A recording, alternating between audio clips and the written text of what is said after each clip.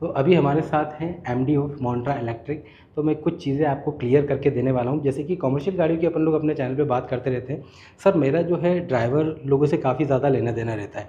अब commercial segment में क्या होता है सर, ड्राइवर जो है या जो भी ऑनर है वो ये सोचते हैं कि हमारा कम से कम खर्चा हो, कमाई ज़्यादा से ज़्यादा हो।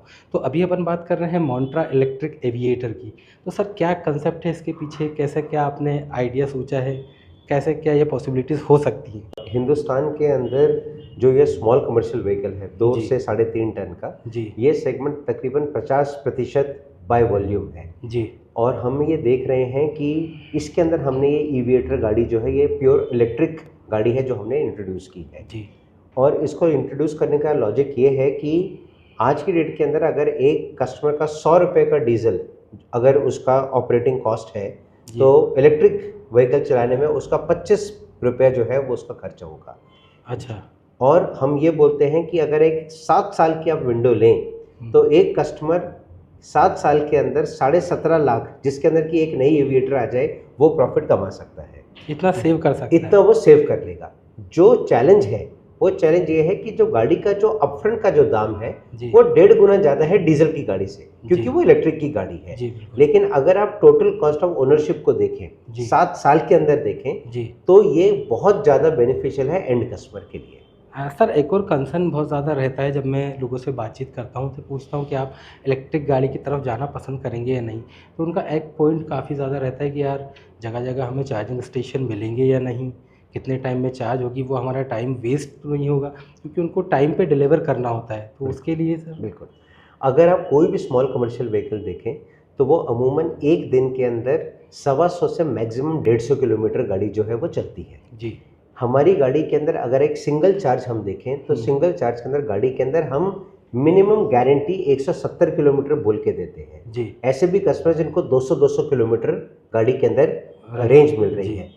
कहने का मतलब ये है कि आपकी एक दिन की जितना भी आपका रूट है, अनलेस कि आप एक लॉन्ग डिस्टेंस ना जा रहे हो, वो आपका इस गाड़ी के अंदर सॉल्व हो सकता है, पहली बात। दूसरी बात, गाड़ी के अंदर चार्जिंग करने की 2 सुविधा दी गई है। आप घर के अंदर चार्ज कर सकते हैं स्लो चार्जर के ऊपर, जिसके अंदर 5 से 6 घंटे लगेंगे, या फास्ट चार्जर के अंदर गाड़ी के अंदर 2 से ढाई घंटे जो है चार्जिंग हो सकती है। जी। आप उसको उल्टा सोच के देखिए कि अगर कोई कस्टमर कहीं पे दूर जा भी रहा है तो 150 और 170 किलोमीटर चलने के बाद तो कोई भी जो ड्राइवर है जी। वो आधा 1 घंटे का जो रेस्ट है तो लेते हैं। उतना तो लेते ही लेते जी। हैं। तो वो 2 घंटे के अंदर गाड़ी इतनी सफिशिएंटली चार्ज हो जाएगी कि अगर कोई ऐसी जगह है जो कि 300 किलोमीटर है, 250 किलोमीटर है, वहां तक गाड़ी आराम से पहुंच सकती है। आने वाले टाइम के अंदर जिस तरह पेट्रोल पंप जगह जगह का ऊपर अवेलेबल है, ऐसे चार्जर भी ऑलरेडी उपलब्ध हैं और ऐसी ऐप है जिसके के अंदर आपको आज के डेट के अंदर ये पता लग जाता है कि कहाँ कहाँ पे क्या क्या पेट्रोल पंप अवेलेबल है।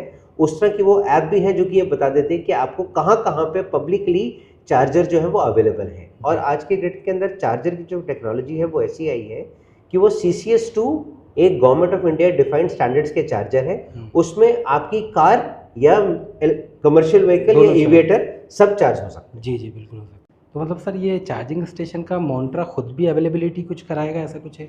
हम हर गाड़ी एक अपने चार्जर के साथ बेचते हैं और उस कस्टमर के लिए जो उसकी इंस्टॉलेशन है वो जिम्मेवारी जो होती है वो हमारी खुद की होती है। अच्छा। ये हर एक गाड़ी के साथ एक चार्जर की, लेकिन जो वो तो उस कस्टमर के लिए एक चार्जर जो है उसका जो इंस्टॉलेशन है वो हम पूरा उसको फैसिलिटेट करवाते हैं, पूरा गाइड करते हैं, सब कुछ करवाते हैं। लेकिन अगर उस कस्टमर को किसी रूट के ऊपर चलना है, उस रूट पे कितने चार्जर लगेंगे, कहाँ पे चार्जर होना चाहिए, क्या कहना होना चाहिए, वो पूरी की पूरी रूट की सोल्यूशनिंग और रेकी वगैरह जो है वो हमारी टीम करती है। और मैंने, अगर आपने मेरे एड्रेस में सुना होगा, यही एक चीज़ है जो कि हम डिफरेंटली कर रहे हैं बाकी कंपनी से। हमारा पर्पस इस गाड़ी बेचने का नहीं है। हमारा पर्पस ये है कि अगर आपका दूध का काम है या अगर आपका लकड़ी का काम है तो आपके ऑपरेशंस को कैसे हम ज़्यादा एफिशिएंट कर सकें और कैसे आपकी जो लॉजिस्टिक्स की कॉस्ट है, जो आज अब लेट्स से आप 10,000 रुपया खर्च कर रहे हैं, कैसे हम उस कॉस्ट को कम कर सकें अपनी गाड़ी के साथ। सर मेरा एक डाउट और था, जैसे क्या होता है कि कोई भी अपन कमर्शियल व्हीकल ले लें तो जब ये लॉन्ग रन्स करते हैं तो एक मेजर प्रॉब्लम इसमें यह आती है कि रास्ते में गाड़ी ख़राब हो गई या कोई भी एक प्रॉब्लम आई तो ये ड्राइवर हैं या ऑनर लोग काफ़ी ज़्यादा परेशान होते हैं।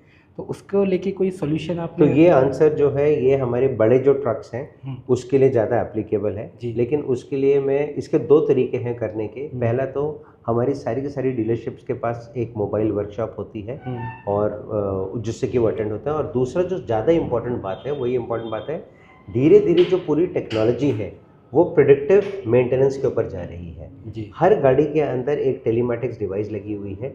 ये डिवाइस से कस्टमर, डीलरशिप या हमारे चेन्नई के अंदर कॉल सेंटर जो है वो मॉनिटर करता है कि कौन सी गाड़ी के अंदर क्या क्रिटिकल कुछ इशू है। कॉल जाता है ड्राइवर को या ओनर को कि आपकी गाड़ी के अंदर ये इशू आ सकता है, आप गाड़ी को ठीक करवाएं।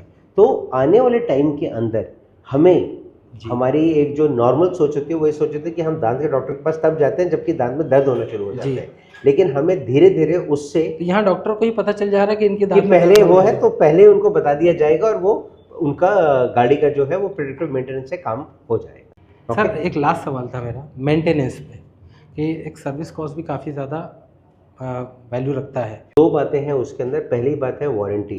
कस्टमर के लिए 7 साल की वारंटी है गाड़ी के ऊपर, इंक्लूडिंग बैटरी। ओके, ठीक है, पहली बात ये। दूसरी बात, हम गाड़ी के साथ एनुअल मेंटेनेंस कॉन्ट्रैक्ट भी देते हैं। अगर एनुअल मेंटेनेंस कॉन्ट्रैक्ट कस्टमर ने खरीद लिया तो सारी की सारी जिम्मेवारी, सब कुछ उसकी जेब से कुछ नहीं लग रहा है सिवाय टायर के या एक्सीडेंट के, है ना, तो वो सब हम खाते हैं। ठीक है, thank you so much sir. Thank you.